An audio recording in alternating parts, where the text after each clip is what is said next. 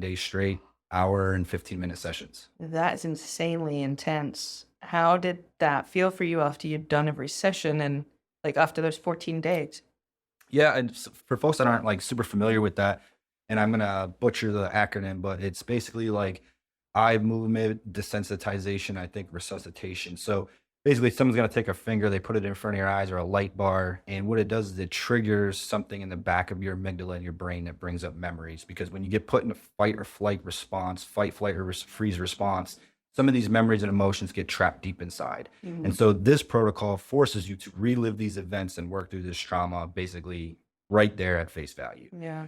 And so lots of panic, lots of shaking, lots of crying, lots of getting through a lot of different things.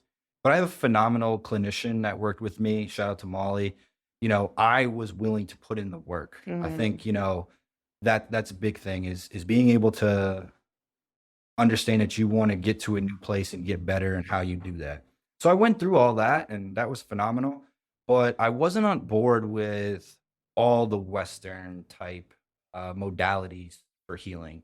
And so I stood away from the prescription medication. And when I kind of came out of that, I was a little bit more functional and I was able to try to find a certain sense of normalcy in my life again. And that's when I was like, all right, let me relook this cannabis piece.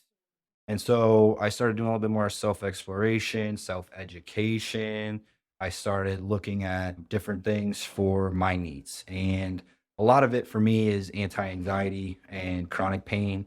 And from time to time, looking for some mood elevation for depression and things like that. Yeah, yeah.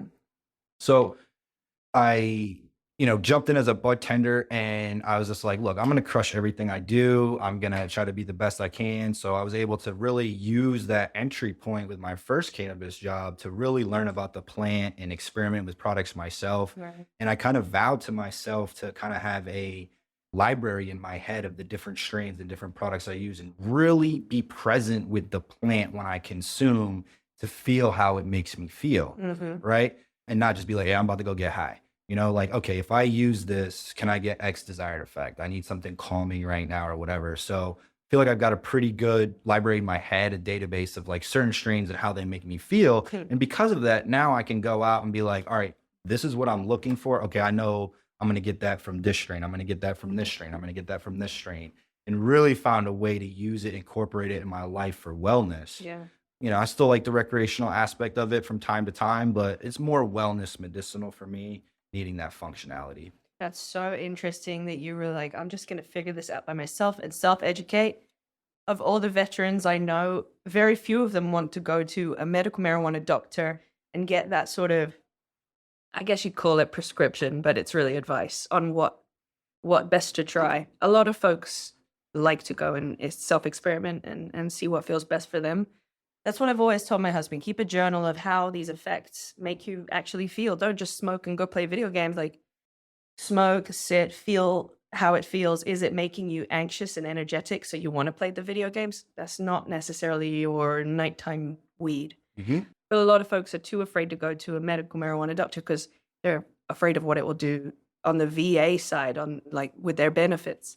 Does anybody lose benefits anymore for being a medical marijuana patient? That's something. So I actually believe recently, and I have to fact check this, that they have decided that if you are in a state where medical marijuana is legal and you qualify to be a medical marijuana patient, that they cannot take them away. Oh, They thank haven't God. gone as far as like really open it up to states that have just recreational or whatever the case is, but it is helpful. But I just had this weird internal feeling that that was going to be for me anyways. And I didn't really kind of care. I was at a low point. I needed to get that relief and change my life. And, Mhm. cannabis definitely saved my life and not only a sense of purpose with the job and occupation and being part of the community and culture, but also, for self help and wellness and things like that. So I do think it's interesting that not a lot of other veterans kind of come out and talk about the issues that they have and maybe looking at cannabis as a viable option about with some of that. I think there's a large stigma because of the military programming about, you got to toughen up and you just Mhm. got to get through it and all these things. And you see the statistics about those that take their lives and things like that. And it's like, you just got to reach out for help, Yeah. and there's other options out there. Yeah, for sure. I asked my husband if I could talk about this morning, and he gave me the go ahead. But we actually lost a friend of his from his unit last week. Sorry to hear that. Just suicide. Thank you. He took his own life. They have been out for 10 years. He's been back from Afghanistan for 11 years and was engaged, working a good job. You never know when somebody's at their lowest point, and even after they've been out for a long, long time, PTSD is still a very real problem in a lot of veterans' lives. And in states like where he was living, Texas, there isn't that access to it. Right. They are just, you can go to the CBD shop or you can access the illicit market. Right. But there are so many veterans, especially in Texas, right? That's Yeah. there's Fort Hood's a large place that they have right there too. huge. Yeah. And most of the military seem to come from California, Texas, or Georgia. Like they all seem to come from those three Yeah. states somehow. But in two of those states, at least, they don't have access to medical guidance, recreational bud tenders they could even go talk to. Do you have any advice for veterans who are living in those states without access about sort of how they might guide themselves through figuring out what weed works best? Yeah, I mean, it's really tough, especially when you're dealing with the illicit market because, the folks that are on the sales side of that are a lot of times very transactionary and it's not about, having that medical connotation or help aspect for it. Mm. But what we're starting to see as more states legalize both medical and recreational marijuana, that we're seeing more anecdotal feedback from users, right? Right. Anecdotal feedback at this point is probably your best basis for any sort of study in terms of cannabis efficacy right now because of lack of research and development for, legal purposes. So being able to chat with others that have similar issues that might find use for it, kind of taking a little bit of guided from them, right? Mhm. Additionally, just kind of doing your own research. And that can be kind of a daunting task up front. But I think it's like anything else. Like even when the VA gives you the pill, right? You're gonna be like, hey doc, what is this gonna do to me? It's the Yeah. same thing. So before you put the joint in your mouth, hey, what is this gonna do to me? Right. Yeah. You want to kind of try to figure that out. And there is a lot of data out there that, you can get. It's not super evidentiary supported, right? But you got Leafly and things like that. They're nice baseline databases to go kind of check out and kind of peruse a little bit. I think there's still a lot of misinformation out there about cannabis, so it can be difficult. But I would say if you're feeling that strongly about it, you definitely have to seek it out. Mhm. When I had my medical marijuana card for a little bit, and I felt like, to be honest with you, the conversation with the physician was almost like a check the block. We're going to get you the card, and then you won't have to pay taxes here in Massachusetts. Yeah, I It felt was that. very weird. It wasn't like they were like, okay, we validate that you have these symptoms, and we want you to get help through cannabis. Like, do you have any questions? Well, I have all kinds of questions, but they didn't seem to really reciprocate any education or knowledge back to me that seemed super useful. It was very much Yeah. wave tops. So I think physicians and clinicians need to get more comfortable and more knowledgeable when it comes to cannabis and really being able to provide that knowledge out to people, especially if you have other issues or comorbidities, or you might have something that needs to be looked at to interact with something else, right? Yeah. From my perspective, bud tenders at dispensaries can do their best to guide you in and try to give you a predictor of these effects, but they're not the medical professionals, right? And you might need that higher level kind of consultation to feel comfortable, your approach to cannabis and what it could do for you and what you're trying to help out. Yeah.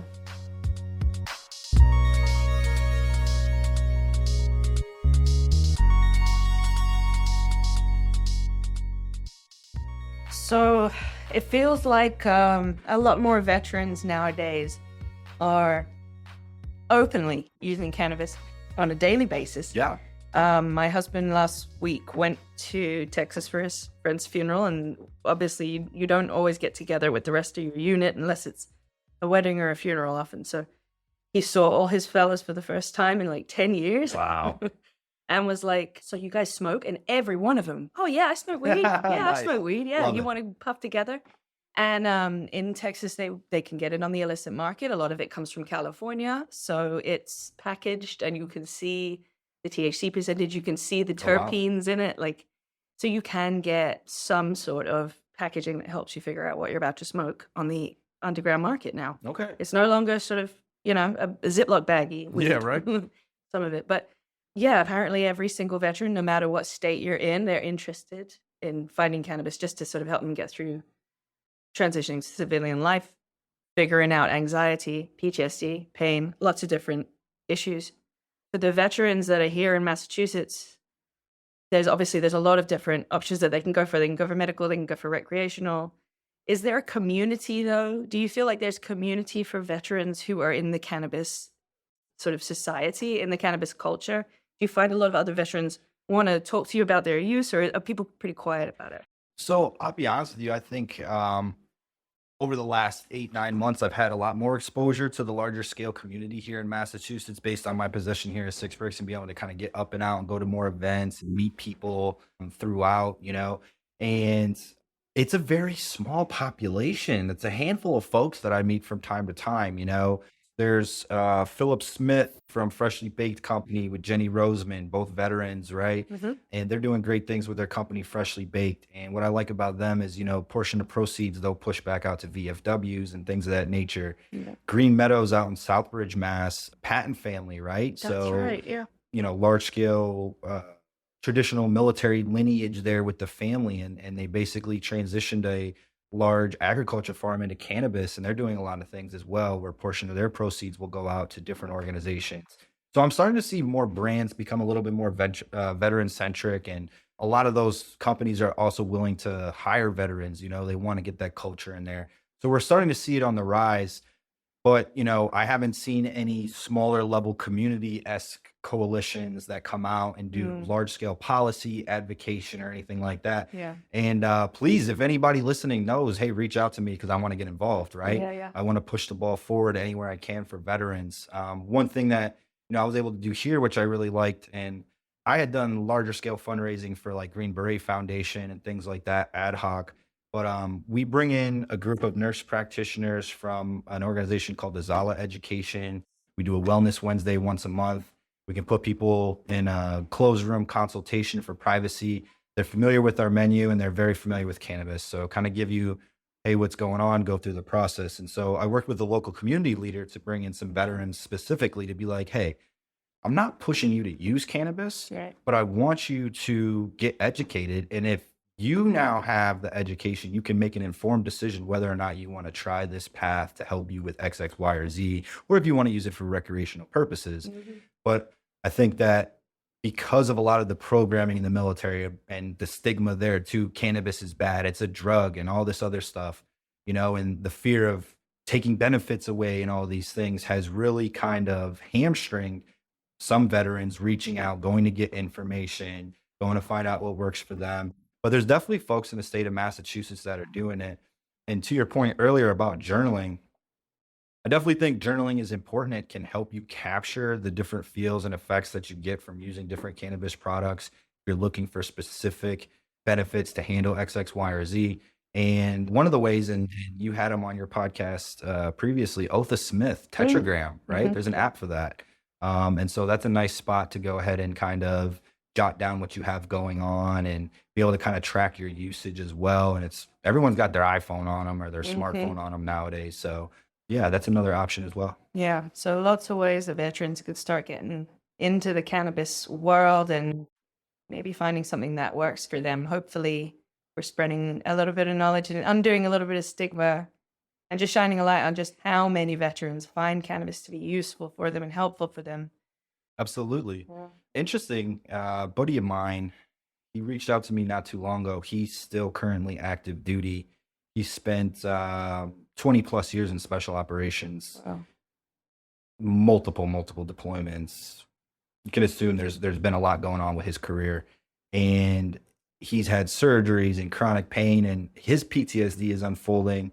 And he's kind of confided in me recently, understanding my journey and this and that. But what I thought was funny is he called me a week ago. He goes, "Hey Phil," I said, "What's up, man?" He goes, "You won't believe what happened." I said, "What's up?" He's like, "I got to tell you this right now. You at work?" I said, "Yeah." He goes, "You ever heard of Marinol before?"